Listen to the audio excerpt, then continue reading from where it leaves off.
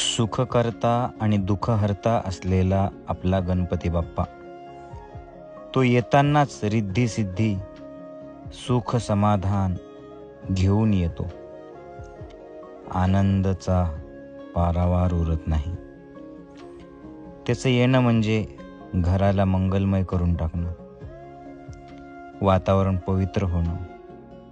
गणपती बाप्पा मोरयाच्या गजरात तो ज्या वेळेला विराजमान होतो त्याच्या स्थानावर, राज करतो आपल्या हृदयावर, आणि त्याची आरती करताना, त्याला ओवाळताना जणू काय आपल्या घरामध्ये सगळीकडे सकारात्मक पॉझिटिव्ह एनर्जी आपोआप जाणवते, पसरते.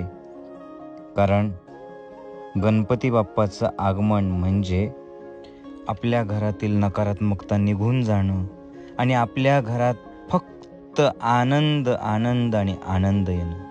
बोला गणपती बाप्पा मोरया, मंगलमूर्ती मोरया.